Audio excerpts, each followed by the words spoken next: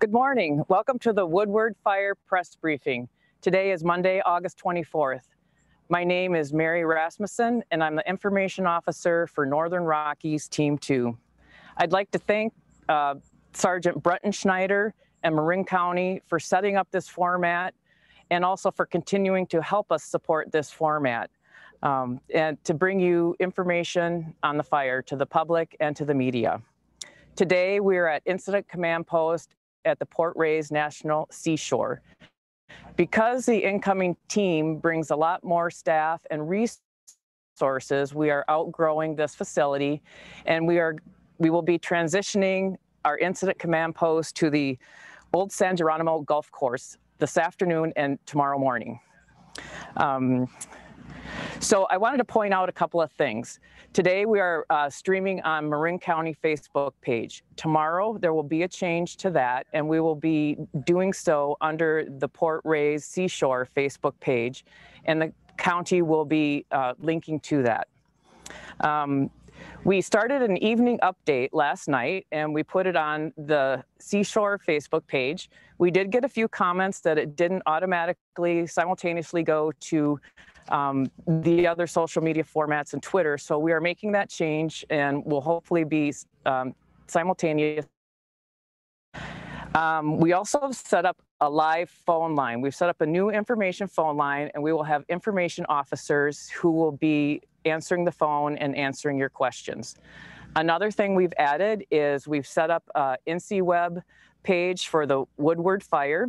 NCWeb is a web-based format where you can find information on fires all over the country. So we will be putting information on there daily, and we'll be adding some photos and videos to that. There's going to be a slide at the end of this briefing which will have information for Facebook and the new Facebook link, and for NCWeb. Today on the agenda, we have Operations Section Chief Mike Granger, who is going to give a brief overview of operations, and we also have Marin County Fire Chief Jason Weber. So I'd like to turn it over to Mike Granger.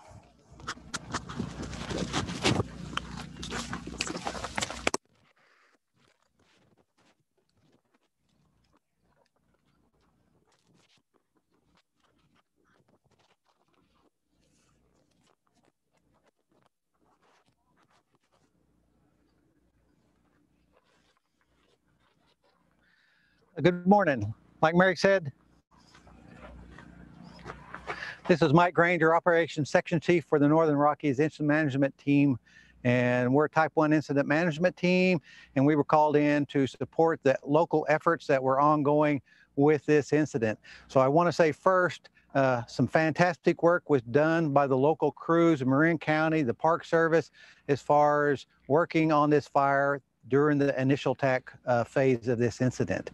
They did some fantastic work, and then the reception that we've had from the folks and the firefighters has been fantastic. So kudos to those individuals that were involved of all of that. So like Mary said, we have assumed command of the fire itself, and so what I'm going to do today is go around the incident itself and talk about the operational strategies and tactics that are ongoing on this fire. So we'll start down in Division Whiskey, and on these fires we break them up into divisions and give them a name. And so Division Whiskey is the southeast portion of the fire itself, and the fire has been moving towards Bear Valley Trail, and we have 2 Type 1 crews working in there currently trying to button this southeast movement of this fire to Bear Valley Trail.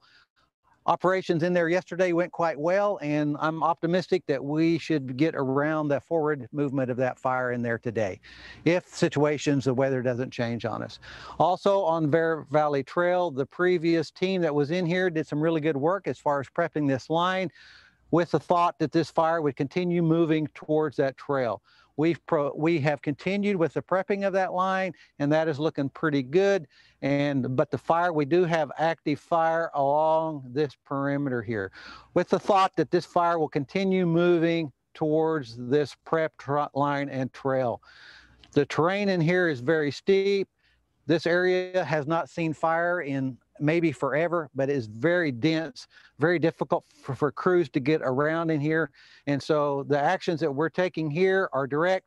The actions that we're going to take in this portion of the fire are going to be indirect, and we're prepping the lines for that indirect activity and the indirect suppression that we'll take on that fire. Moving on around the fire to Division Tango, we have the Meadow Trail that is existing within the park itself. That we're looking at prepping the Meadow Trail, putting in possibly a retardant line and a dozer line in there to be able to control the movement of the fire towards the north, towards the facility here that I'm standing at, as well as Inverness Park. So as we move on around the fire to Division Echo is off of the perimeter of the fire itself. And the reason we have that is so the Division Soup and the crews inside of Division Echo can prep an indirect line. And that indirect line preparation is ongoing today, as well as it was started yesterday. Yesterday, the most active portion of the fire was up in here where we call H1 or Hellespot 1 on the northern perimeter of the fire as it gets closer to Lemontor Road. It got pretty active in there. We had some short range spotting and movement of fire up some of the open ridges. It was being pushed by the wind. As the wind and the terrain aligned, it allowed that fire to move rapidly up those slopes. We were able to stop the spread of that fire with the super scoopers, as what we call them, as well as the helicopters. We had the scoopers flying over that all day long, multiple hours. Local folks mentioned that to me last night in town, that they was seeing those scoopers flying all day long. They did a fantastic job stopping the movement of that fire, but it is pressing our control lines. Myself and the local fire chief and sheriff, we sat up there on top of the hill as this was moving yesterday, and we were able to establish some management action points, basically that determines what actions we'll take after the fire gets to a certain point. If it crosses that line, the actions that we will take. The sheriff and local sheriff, the sheriff and the local fire chief will talk about that here in a little bit. As far as the fires moving around in Division Charlie, we had bulldozers in there for the last 2 days, putting in a direct line. That operation is continuing, and I'm optimistic that we will have that line, a direct line around the west perimeter of the fire as it gets down to the Division Charlie Zulu break. Down here in Zulu, a lot of good work was done before we got here, and we have established a division break in here, but that is looking pretty good. As you can see on the map, this is all black. That means controlled line. It helps that you have the Pacific Ocean here, and so that was definitely a good job by everyone that was working along in here. So as far as the fire itself, we're in a red flag warning today, so we are cognizant of what the potential is, and we have crews up on the line prepared for that. We have aircraft flying right now, and hopefully we can put this indirect line in today, and we'll be looking a lot better after today's operational period.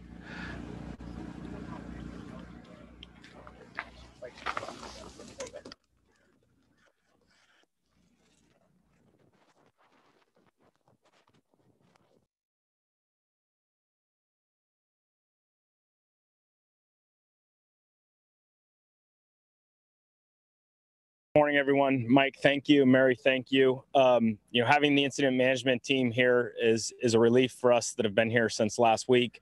They bring a lot of talent, a lot of resources. I think it's important to note, though, the state is still extremely drawn down, over 1.2 million acres burning across the state. So we are challenged with the number of resources that are available, that bulldozers, fire engines, aircraft, etc. It's being prioritized on a statewide level. We're fortunate that we've been getting the air support, and we've got a good plan thanks to Mike and his team coming in and working with us. Last night, we're also grateful that the lightning and associated weather with that didn't materialize, which was helpful. We're making good progress on this. As Mike talked about, I'm not going to get into the operations piece. I know all of you are interested in that, and I think Mike's briefing was perfect. We understand the stress this puts on all of you as a community. We're there for you, and the men and women that are out there on the front line are doing everything they can to protect you. The fire information line that for County Fire will be connected and have information to link to Mary's team to make sure we keep you updated and these regular briefings occur. And I want to thank them for that because I know all of you are interested in that. So we stand together as a community across, with firefighters from across the nation here to protect all of you. And we're making good progress and certainly appreciate your patience as we work through this.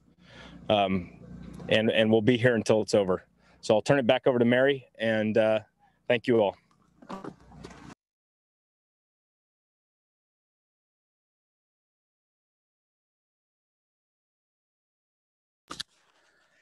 Okay, in conclusion, I wanted to give you a little information on the fire.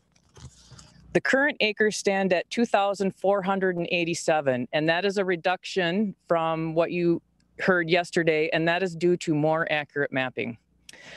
There's 5% containment, and total personnel on the fire are 228 people. Thank you very much for tuning in, and this concludes our briefing.